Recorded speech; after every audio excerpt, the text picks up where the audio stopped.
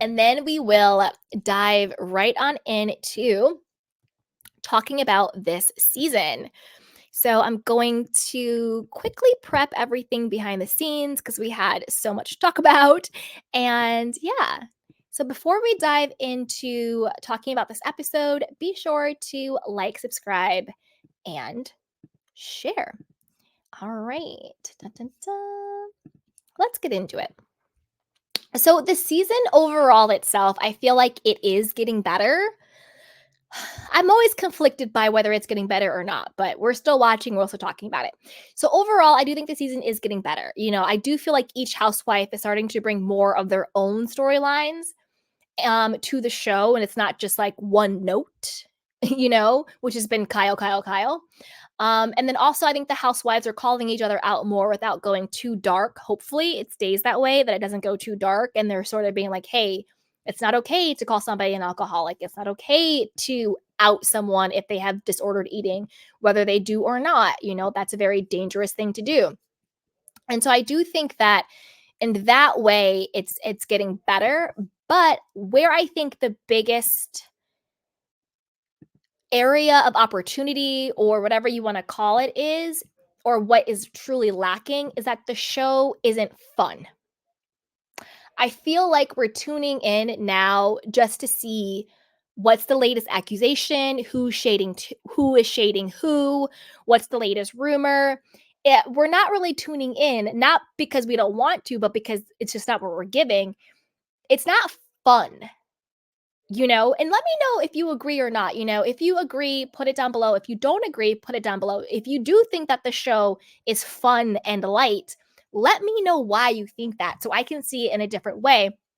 But I feel like the show has lost its funness, its spark, its vibe. I don't want to watch constant accusations of being an alcoholic, of being a cheater, of being a liar, of having disordered eating. I don't want to own a boutique. I love you, Sutton, but I don't want to. I don't want to watch people separate and divorce. I'm tired of watching everybody's non-existent love lives, other than Crystal's, but Crystal and Rob are kind of boring, which is nice in reality. You want a very stable, loving relationship, but Crystal doesn't have that much of a presence on the show. I think she has a presence more now, but by screen time is what I mean, right? I don't want to watch husbands being accused of sexual assault. I'm looking at you, Annemarie, because I'm calling you Annemarie the way Sutton calls you Annemarie.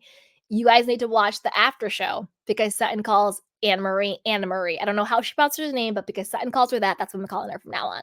I want to fast forward through those scenes. Like, I don't want to watch him. I don't want to watch her. It's gross to me.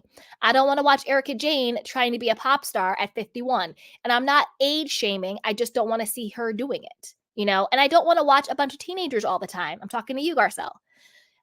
To me, it's like the fun is out. Like, where are the ladies going on exotic trips? Where are they going on shopping sprees? Where are they doing like really fun, come over to my mansion and let's do a fun spa day and laughing and kikiing and all of that stuff? Like, where's the fun in the show? Every single episode cannot just be you drink too much, you don't eat, my marriage is falling apart. Every single person on here. Look at it. Annemarie, I want you off my screen. I don't want to look at you. I don't want to look at your husband, given what the accusations are against him. I get it. Innocent until proven guilty. But however, sometimes the allegations are so egregious, you just don't want to see it. Get off my screen. Erica Jane. Again, I'm not age shaming. I don't care how old you are. Go for your dreams. You rock it till the wheels fall off. But you, Erica Jane, Pat the Puss, I don't want to see you have a pop star comeback. Give the victims their money. Is your Vegas money going to the victims? I think not. So get off my screen. Ding dong Dorit. I don't really want to watch you going through a boring separation leading to divorce from PK. I don't want to hear you talk about your PTSD. I don't want to hear about another insurance scam fraud. I don't want to hear about you and PK not having sex and him never being around. It's boring. Kyle, I'm tired of it. You and Mauricio need to get off the show and really do some deep, deep therapy or divorce already so we can all move on from this cycle. I'm tired of it. Garcelle, I love you, girl, but I'm tired of talking about your sons. And I'm going to do a deeper dive when we get into everybody's slide. I'm tired of it. Sutton, Sutton, you can stay. Crystal, actually, Crystal, you can stay, but you gotta step it up. Okay. And by step it up, I don't know if it's you or the producers, but you have great shade. You are the bone collector, and I love that. But again, I think you have the potential to bring the funness back, the aspiration back. You know, Crystal, I want to see you going on lavish vacations with your friends, doing the shopping sprees, doing the brunches, doing the medical procedures, and like laughing and having fun and doing, home decor. Like you have the all of the potential to do that. I just want to see it on the show. Because yeah, you give good shade and you're funny, but the rest of it's very lackluster. You see what I'm saying? So it's like it's all that. It's all that. 1 second, you guys. 1 second. Da, da, da, da, da. Okay. All right. Now let's move on to each woman. Okay. Kyle. Okay. So Kyle and Mauricio's tension actually makes me feel really bad for the both of them. Like when that opening scene, like the kiss was so cringy. And you could feel like the animosity between the both of them. You just like feel it. It was really weird and super bizarre. And then Kyle thinking that marriages being off limits is delusional. We've talked about this. Kyle, no marriage is off limits on the show. Really, nothing is really off limits on the show. I think just when it comes to children. 1 second, you guys.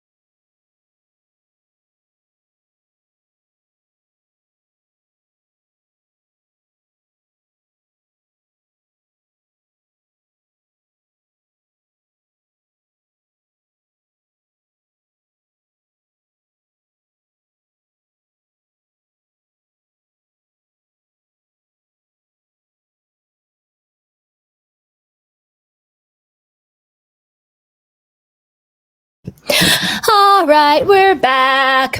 Okay, so where were we? Okay, so yeah, Kyle is super delusional if she thinks that marriage or anything about your private life, to me, except for mothers and children, um, everything else is fair game. Okay, everything else is fair game. I'm also very tired of the fake therapy sessions. Like, we need chocolate chunks, as Katie said. Hold on, guys. Okay, so yeah, I'm super tired of the fake therapy sessions, but I am happy that Kyle is opening up about her friend's death and trauma and all the trauma that came with it because, again, we like to shade and have fun and kiki and all of that stuff, but they are still humans. And I do think that it is beneficial for people watching who either are going through it or know someone who's going through it to talk about, something really traumatic happened to me and this is how it's affecting my life and I'm happy that Kyle's talking about that. With that, I still think she owes Lisa Vanderpump and Sutton both an apology. When Lisa Vanderpump was mourning the death of her brother, they had no grace for her. They just came at her and came at her. In fact, Kyle said, we all have things going on. So Kyle expects the world to stop and kiss her feet when her friend passes away. But when Lisa Vanderpump's brother passed away by the same means, unfortunately, she looked at her and said, we all have stuff going on. Now, I think that both women deserved grace and deserved love and deserved, you know, support during that time.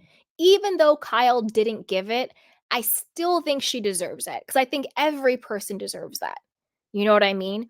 And then she was also very insensitive to Sutton when Sutton was talking about, because again, Sutton's father also passed away by the same means. And she had a little bit of, PTSD around guns and weapons and all of that when she was talking about Dorit's, alleged break-in. And she had zero compassion, zero empathy for Sutton when she was talking about that.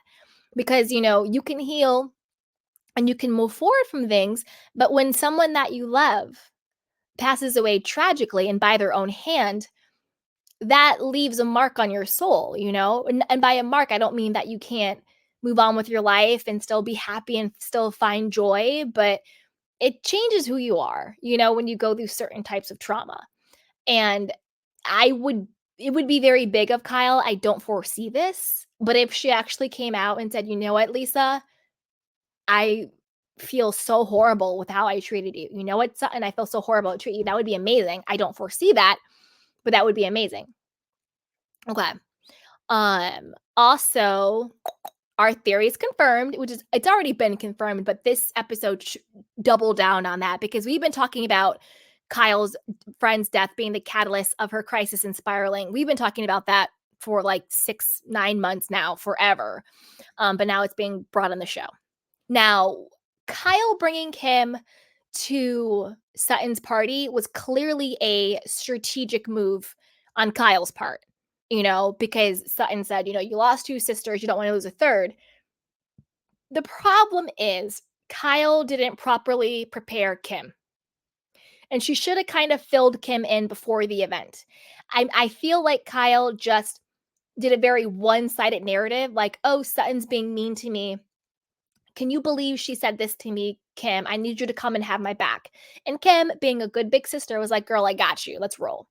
But it was very, very clear, and I think very insensitive of Kyle. She did not fill Kim in on the very particular details of the beef she was having with Sutton that are actually very important, particularly to Kim herself. Because I don't know if you guys caught it, but when Sutton goes up to get her first cocktail of the night, we have Kyle and we have Kim. Sutton goes up to the bar and she's like, and she looks over at Kyle and she's like, oh, I'm getting a drink, first one of the night. Just want to check in with mom. And Kim, under her breath, says, maybe she meant me because I'm an addict. And my heart sank. I was like, oh, Kim, no, baby. She's not saying that because of you. She's saying that because Kyle pretty much called her an alcoholic drunk to the entire world. And my heart sank, and I was like, you know what, Kyle? You did not properly prepare Kim for these conversations. And then it became very clear that Kim was still having her sister's back, like Kathy would, like a real sister would. Shout out to Amsterdam Dinner for Hell. If you know, you know. Um, and then because you could see that Kim seemed surprised when the ladies were talking about Sutton being an alcoholic, having disordered eatings, and that it was Kyle and Dorit that started it, you know? And then I was like, well, why wouldn't Kim fill her or Kyle fill her in on this? And I was like, oh, well, maybe it's because Kyle called Kim an alcoholic season 1 and outed her for her drinking issues. You know what I mean? So I feel like that was a little bit she should have prepared Kim a little bit better, but shout out to Kim. She handled everything beautifully. She had her sister's back in a very normal, nice way. She didn't get out of pocket. She didn't insert herself. She was just there as her sister's support system. And for that, I loved it. Regardless of how I feel about anything else going on with like Sutton and Kyle, I do love to see when family comes together to have each other's back. Whether you agree with the person saying or not, you can still support them without interjecting on their behalf. And I think Kim, shout out to Kim, I think she did that beautifully. You know, she didn't fight Kyle's battles. She didn't, you know, she wasn't Kyle's mouthpiece, but her presence was enough to say, I have my sister's back. And I think that's how you really do it. Whether it's with your family or your friends, you don't have to interject or be a mouthpiece, but you can still support them by simply showing up for them. So shout out to Kim. Um, and then Morgan and Kyle. You guys know how I feel about this situation. And I wanted to say, like, Kyle, Morgan doesn't roast you. She doesn't like you. And I think she's just writing out her contractual agreement with all this stuff. Because, like I said before, I think that Kyle idolizes Morgan's relationship because she's in this weird state. And I think Morgan bit off more than she could chew. And her team is pushing her to have this sort of on camera issue, or not issue, but like relationship or friendship, whatever you want to call it, to further Morgan's career. And this is kind of how I feel. All right. Now, let's move on to Miss Sutton. Stracke. Okay, I am obsessed with Sutton this season. To me, she's the HBIC. Okay, she's the HBIC in charge. This whole season is Sutton's season. You know, not Kyle's. That's why Kyle is losing her damn mind because she doesn't know what to do with herself. This season is Sutton's season. Okay. And if you guys have been with me since the beginning of, you know, this season with Beverly Hills, or if you're a new candy caner, now it makes sense. Sutton's storyline about I'm a strong woman and my ex doesn't respect me, but he doesn't define me. I can do it on my own. Now that storyline makes sense because if you remember in the beginning of the season, I was like, why is Sutton when she got like a boozy brunch, which I am so here for. You know, she got the boozy brunch with her friend Jennifer Tilly at the boutique, and they were having the conversation, and she's like, you know, I just want to show my ex-husband that like I can stand on my own 2 feet and I am a woman, I am strong, I can do it, blah blah blah, and talking all that stuff. And I was like, what, where is this narrative coming from? Like, we don't need this narrative of Sutton being this like strong business woman on her own and she wants to like get her ex-husband's respect. I was like, where is that coming from? But now I know it was a very strategic narrative, right? And again, all the ladies have certain narratives and agendas that they push through the show. They all do it, Sutton included. Because remember, I talk about everybody alike. Sutton it's now I understand why she was saying all that because it didn't make any sense before. But now that we see her promoting her boutique, she's been in business for 4 years. She's this businesswoman and she's making it all about her business and her having a boutique, you know. And then also the whole narrative about how her ex-Christian is moving to England. You know, he's going to London and she wants her son to stay here and what it's going to be like for her to be like a single mom. Again, even though he's moving to London, I still don't consider you a single mom. Sutton, you guys know how I feel about this. If you guys don't, if you're new candy caners, how I feel about single parents is if there is one parent, husband or father or mother, either way, doesn't have to be a single mother, it's a single parent. If the other person, the other, you know, wife or mother or father is providing emotionally, financially, spiritually, mentally, you're not a single parent. You are a co-parent. So I don't consider Sutton a single parent. Even though Christian is moving to England, they have enough money that his son can go see him anytime they want. He provides for them financially. I'm pretty sure he's a present father as much as like as he is. You're not a single parent, you know? But now I understand that narrative that she was trying to push earlier. Because before I was like, this doesn't make any sense. But now she's like, oh, he's moving to England and I'm gonna be a single mom and blah blah blah blah blah. And I'm this strong boutique owner. I'm an entrepreneur. I'm this fearless woman. Now it makes sense because she was setting up that story in order to now have these moments. And they all do it.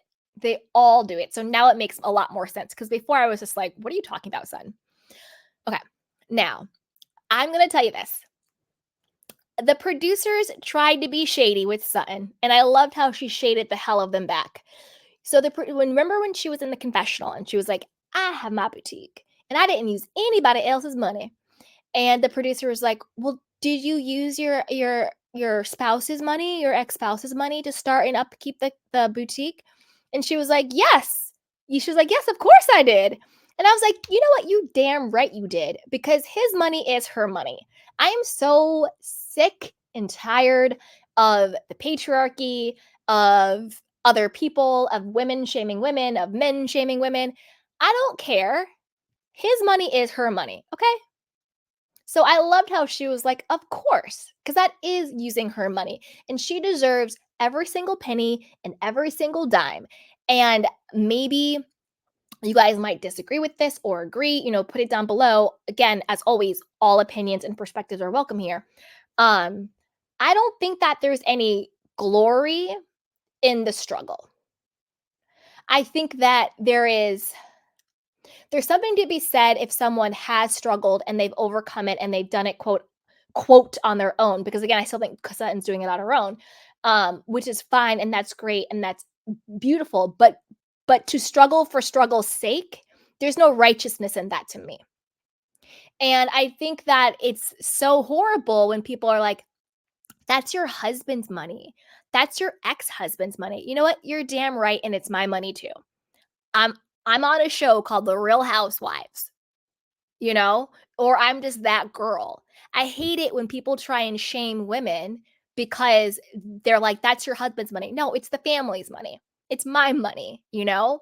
Or if they get spousal support when they divorce, you know? Like, think of it this way. Would you ever say to a child who is whose parent is buying them food and clothes and books and everything from their child support, would you look at the child and be like, "You don't deserve this food because that's money, that's your father's money"? No. You would be like, "Yeah, of course a father should provide for their child." So why are women shamed when they see that their partners or their ex-partners, based on the divorce law of the state that you live in, utilize their money as their own money? You see what I'm saying? Like, you would look ridiculous if you were like, "You know what, son? You don't deserve that bagel because your father bought you that bagel." So Sutton deserves her boutique, and I don't care if the money came from her ex. It's money that is owed to her. So I loved how she was like, "Of course I did. And what?" So shut up, producers. Know what show you're producing, okay? Anyway, Sutton and Garcelle are both 100% correct. Dorit saying that Sutton has a drinking problem definitely came from Kyle, and I'm glad she called her out on it. And it could affect her child custody and it could affect her business. Like, I don't know, and I actually could just Google it, but I was shocked when Sutton still had a child who still had custodial issues when she was like, James might have to move and all of that stuff. So I wonder how old he is. But there's that, and it could also affect her business. And then Annemarie looked like a damn fool trying to diagnose Sutton at Sutton's own event. Like, Annemarie, girl, just exit stage left already. You're doing the absolute most. You're not a vibe. When I get to your slide, I'm gonna give it to you because you're just not a vibe to me. You see what I'm saying? Um, just not the vibe to me. So whatever, Annemarie. But I'm happy that Sutton held her own against you. Okay. All right. Now we're on Ding Dong Dorito. So to me, Dorit is just a snake in the grass. She is loyal to no one, and she's nobody's friend. She was 100% being Cal's mouthpiece, accusing Sutton of drinking too much. And do we think she's low key jealous of Sutton's boutique? I mean, the fact that Sutton has had a consistent brand over the past 4 years and Dorit has had none consistency. Like, what happened to Beverly Beach? What happened to the wedding stuff? What happened to any of the things, right? Um, Pica de Gallo, whatever the hell, Peppa de Bico, the interior design stuff. What happened to that? And then on a lighter note, do we like Dorit's style? It's a no for me. Like, the reason why I asked this was the whole like Karl Lagerfeld moment. And I'm just like, Dorit's doing the absolute most. And I don't really like her style. I think just because you wear a bunch of logos and labels doesn't mean you have style. It means that you're trying too hard. And I don't think she actually has style. I'm trying to think, who do you guys think is the most stylish housewife? Where you're like, wow, she really puts together like looks. I don't know. They all kind of look like caricatures or they're just not that stylish. But put it down below. Let me know what you think. Okay. If Dorit brings up her PTSD one more time, I'm going to throw myself against the television set.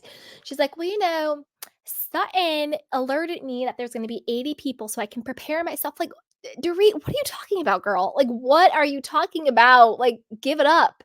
Let it go. It's a rest.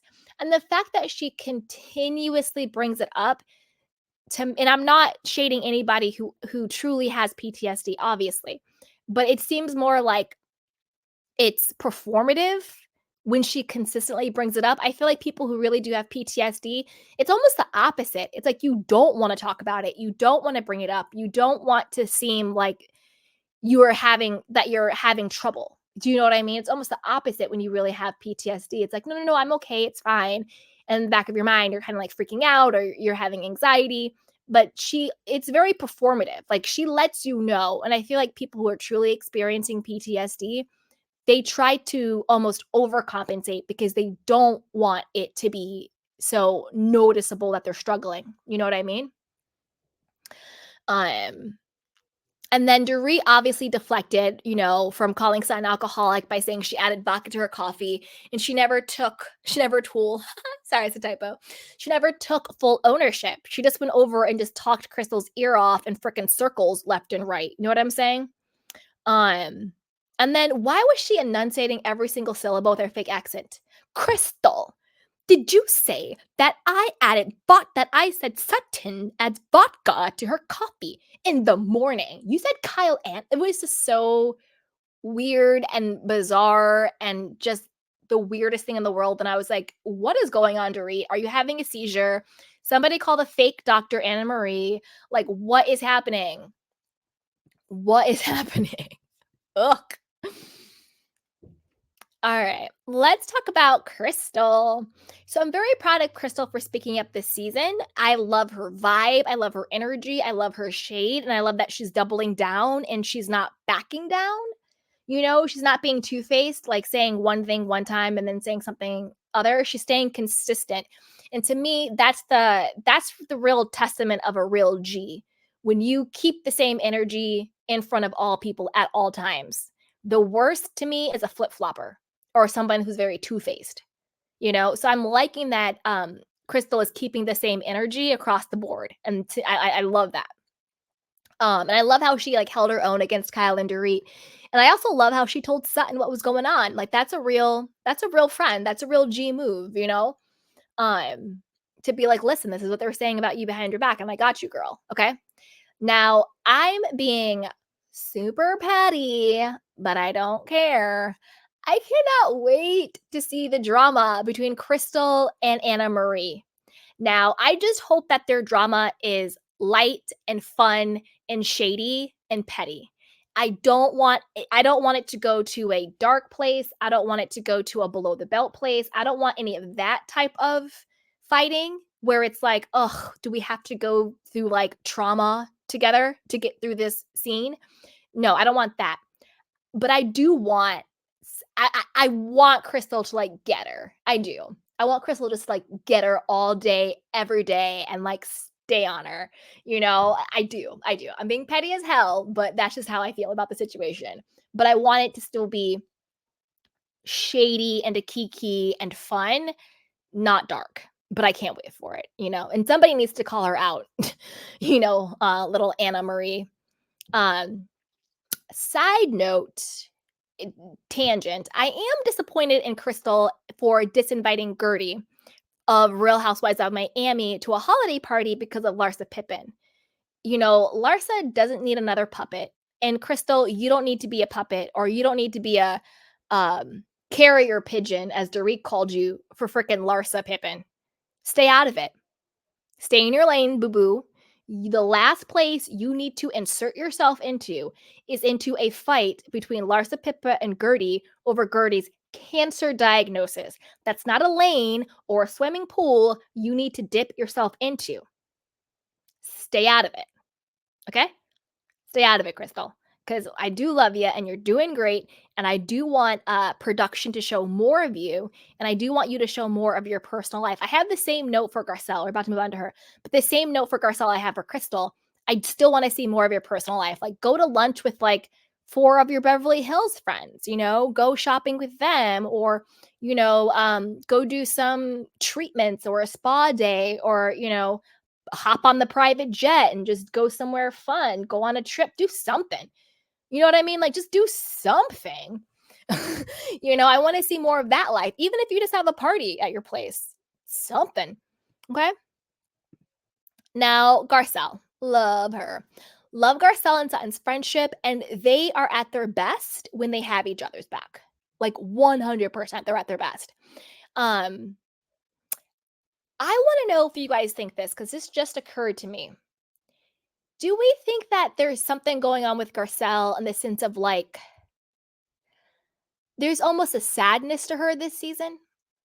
And by sadness, I mean like, not that she's pathetic or sad. That's not what I mean. I mean that like Garcelle herself is feeling sad. Like, I think there's something down with Garcelle this season where we're seeing her, but we're not seeing as much of her. She's not really sharing anything personal. Yes, she showed, her business being a producer and an actress for the show for the Missing Girls movie and all of that. She's, doing great being a fun kiki duo with Sutton. But I don't know. I just kind of feel like Garcelle is like sad about something.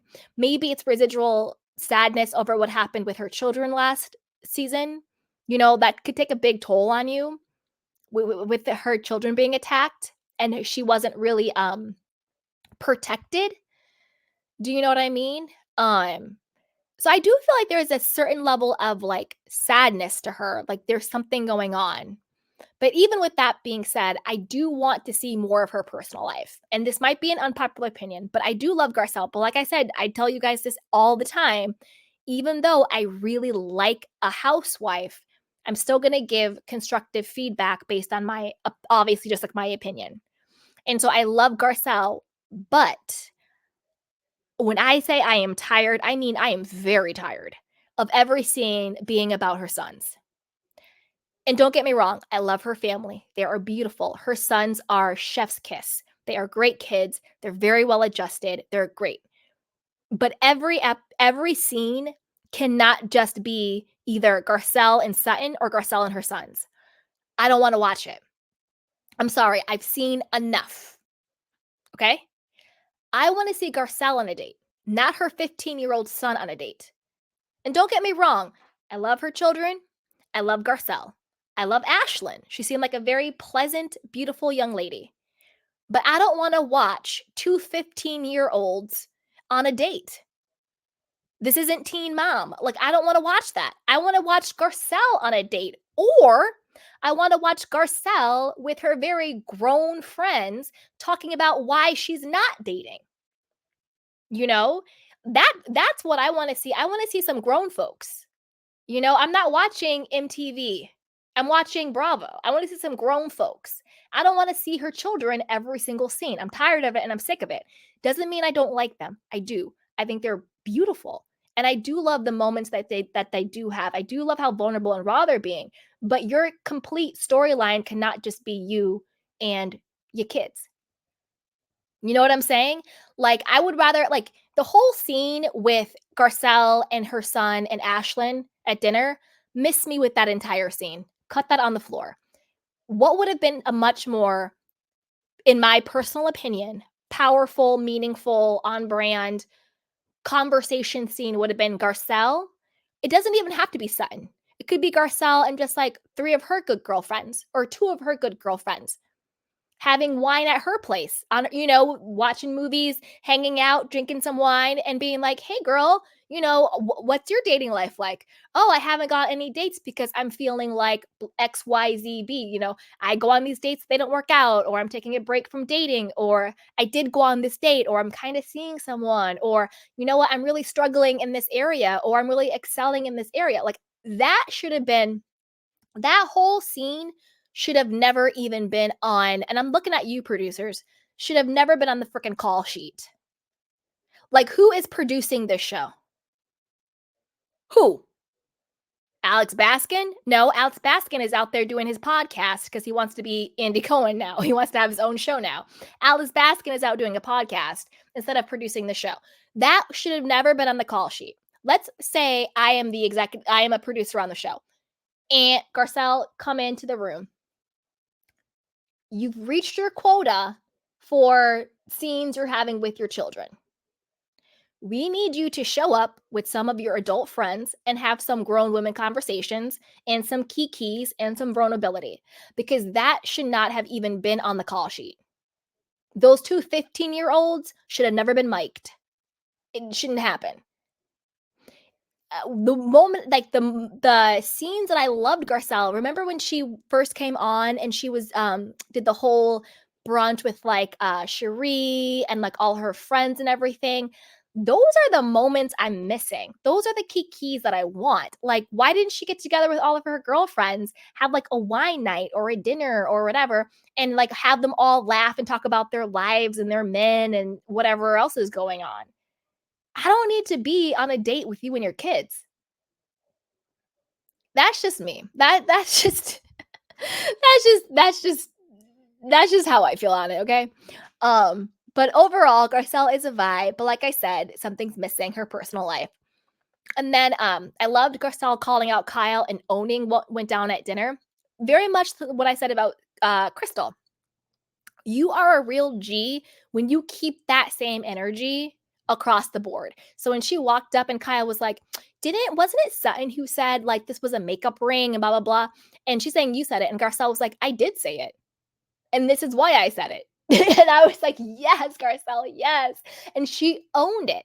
And she didn't deflect and be like, oh, well, I said it because Sutton said this. She was like, no, I said it. And this is why I said it. And she owned it. And when you keep that same energy, that is what makes you a powerful person, not just in Housewives, but in life itself.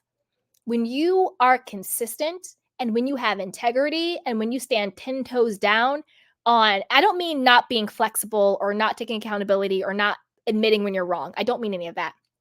I mean, when you have a position on something and you have a point of view on something, or you said what you said, say what you say. And when you stand on that, regardless who is in front of you, that makes you a very powerful person.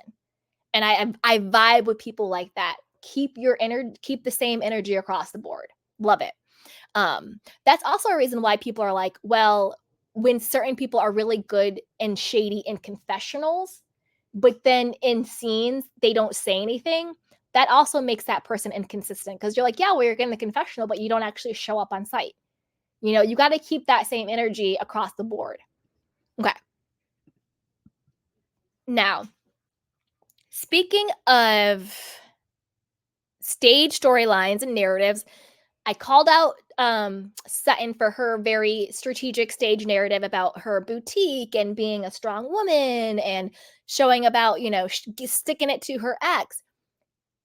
I said this last time we talked about the Housewives, and again, my theory was confirmed. I said the reason why Erica Jane is turning a new leaf and the reason why she's all about her Vegas, it was because she's all about her Vegas residency. That's why she's calmer. That's why she's like, I'm not going to fight. That's why she's no longer reacting because she, number one, I think got checked when Lisa Rinna got fired. And I think she was like, oh, wait a minute. We're not untouchable because I think they thought that Lisa Rinna would never be fired. She could do what she wants and the show needed her. So when I think Lisa Rinna got fired, I think she was put on notice. Like, you fall in line or you're next because your little boss lady just got on the chopping block. So that's number one. Number two, I do think she's calmer now because her lawyers are like, listen, Tom Girardi just got indicted. We never thought they would indict an 82-year-old man, but yet here we are. You need to zip it up, girl, because you are giving them so much discovery and so much video and so much evidence of you being a horrible human being. Zip it up. And three, like I said last time, and I think this is the number one reason, my conspiracy theory, her entire change in disposition isn't because who she has changed, but she was trying to protect and preserve her Vegas residency and her Bravo spinoff. And I said that last time, and now all of a sudden in this episode, what happens? She signs on the Vegas residency. It's all confirmed. She's all talking about it. Like she knew good and well that she had that residency when she started filming. And she faked being surprised because every single storyline, every single narrative she had was leading up to that. Same thing with Sutton the Boutique anniversary. Same thing with Erica Jane and the Vegas residency. Now we know why they went to Vegas for Crystal's birthday. Now we know why they went to Magic Mike for her birthday. Because I bet you Erica and the Magic Mike guys, I bet you they do some type of like partnership, duet.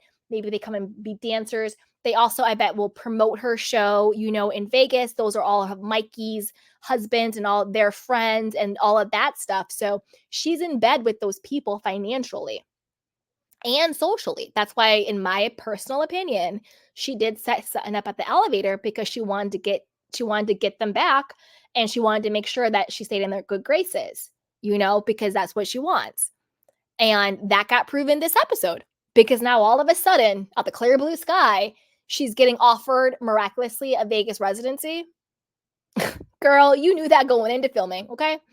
But like I said, everybody does that. Everybody has, particularly when it comes to their professional things that they're promoting on the show, whether it's their new podcast, their boutique anniversary, their new Vegas residency, whatever project they're promoting, they know that going into the season. And so, of course, they construct narratives and storylines to support and to promote their projects. See what I'm saying? Question. Do we think her friendship with Garcelle is genuine and will it last? I've always said this about Erica and Garcelle. I actually think Erica really likes Garcelle and wants to be her friend. I think the biggest hindrance was Lisa Rinna, and she was always loyal to Lisa Rinna. So, but whether or not it will last, I don't know. Whether or not that's genuine, I don't know. I think there might still be a little bit too much paranoia there. And then same thing with Sutton. I think that Erica low key, or maybe even high key, really loves and likes Sutton and wants to be her friend, but she's being loyal to Kyle. But if you really watch it, I think Erica gets a kick out of Sutton. And they have had these pockets of friendships and getting along and being Southern Belles together. They've had those moments. But I do think that Erica, for as scary and aggressive and as a domineering she can be, if you actually look at it, Erica has always been a beta. She has. And I'm going to explain what I mean by exactly what I just said. She was beta to Lisa Rinna. She was Lisa Rinna's yes person. Lisa Rinna ran that full Fox 5 like nobody's business. And now Erica is beta to Kyle. Name one time other than in Aspen when Erica was having her meltdown. I can't think of one time Erica Jane has ever gone against Kyle or Lisa Rinna. Not one time. If you watch the after show and watch the show, Erica is just like, "You're right, Kyle. Yes, Kyle. That you didn't deserve that, Kyle. They ambushed you, Kyle. Oh my God, they're coming after you, Kyle. I can't believe that, Kyle. You're right, Kyle. Kyle. Yes, Kyle. I'm here for you, Kyle. I have your back, Kyle. I support you, Kyle. You're right, Kyle." Like, and that's very beta. That's not alpha or sigma. Like, I personally, my personality type, I'm actually a sigma female. But Erica, you think on the surface, you think she's alpha, but in her actual female dynamics, she's beta. She's beta. At least that's what I think. But I don't know what you guys think. Put it down below. Okay. What else is going on? Okay, Erica girl, no. When she was like, good job for Sutton. Sutton's out there doing her boutique, and she didn't have to. She could have been in a caftan drinking martinis like the rest of the ladies in Bel Air. Girl, Erica, that is a life goal, okay? My life goal is to be in a caftan, living in Bel Air, drinking martinis. Like, life freaking goal. Like, that would actually be way more fun to watch. All the ladies in caftans getting schmasted, wasted, tipsy till the cows come home on some really fun, 3 olive vodka martinis by the pool in Bel Air. Like, that's actually what the show is supposed to be, sweetheart. But I get the sentiment. I get what she was saying about Sutton, and I do think she was saying that from a genuinely good place. I'm just being silly. I'm just being silly. But yeah, like, I want to be in a caftan drinking martinis in Bel Air. Like, life goal. Like, whatever. I'm just being silly. Okay. All right, now let's move on to the foot, Annemarie. Oh girl. I I'm almost at a loss for this chick. Number one, how is it that your husband calling you an 8.5 across the board is a point of pride for you? How? I'm confused. And this is the thing. I cannot unsee or unknow the sexual assault allegations against her husband. I can't unknow it. I can't unsee it. So every time I see her on the screen, every time I see him on the screen, it's cringy and it makes me want to vomit. It's very like Dirty Diana vibes, where it's like the allegations against someone are so egregious. You can't unsee it. I can't suspend reality to enjoy her because it's all I see and think about. So when she's like, yeah, my husband said I'm an 8.5 across all the board, then that's why he wanted me to be his wife. I was just like, what in the Stockholm syndrome in the hell is going on? Like, what are you talking about? Like, how are you proud of that? I'm confused. And then she was like, and a lot of women were going after him. Allegedly, he was going after a lot of women. Okay. Read the page 6 article. Okay. Google it. Apparently, he was the one going after a lot of women. And again, that is very manipulative behavior. So many women want me. You need to prove yourself so that I choose you to be worthy of being chosen by me. So many women want me. That's also very manipulative and very toxic and unhealthy, and it's just cringy seeing him. It's cringy seeing her. It's cringy having her talk about him. And everything she says about them, it says a lot about both of their personalities. She seems like Stockholm syndrome, and he seems like your very textbook predator, textbook narcissist, textbook controlling person. Like, everything that I've read about him online in all of the articles and everything that she's described about him, I'm not a psychologist, I'm not a doctor, I don't diagnose the way Annemarie tries to, but it all seems very, very textbook narcissistic predator. Literally everything just sounds very textbook, like, yeah, check, yeah, check, yeah, check, okay? Um, Besides that, I can't suspend reality and not unknow that, but I'm gonna try to compartmentalize it. Compartmentalize it, okay? Just on her personality itself. And again, here we can all agree to disagree. If you agree, put it down. If you disagree, put it down. All opinions are welcomed, okay? All opinions are welcomed. I'm just giving my personal opinion. Doesn't make it fact. It's just my observations. So put it down below, okay? My personal observation of Annemarie is she's insufferable. She is insufferable. Her energy sucks. To me, it sucks. And the funny thing is, I called this before she even showed up on the screen. I don't know what it was. Just on an energetic level, I said, I've never heard this woman talk. I don't know anything about her. When she was being promoted as being a new cast member. This was before the allegations even came out. This was before she showed up on the screen. This was before all of that. On a energetic gut level, I said, this woman isn't it for me. And I was bummed because I wanted to like her. I was bummed, but I was like, she isn't it. And unfortunately, she proved me right, in my opinion. She's insufferable. Her energy is very bizarre. It's very erratic. She's annoying, and she is aggressive. She is. You know, she's very aggressive. Her energy is aggressive. She comes in very, do you know what I mean? And it's too much. That's why Sutton was like, don't yell at me. And she was like, I'm not yelling. And I was like, okay, girl, calm down. You're doing the absolute most, okay? And this is a note for you, Annemarie. Being an unlikable mouthpiece for Kyle Richards is the quickest way to get yourself fired.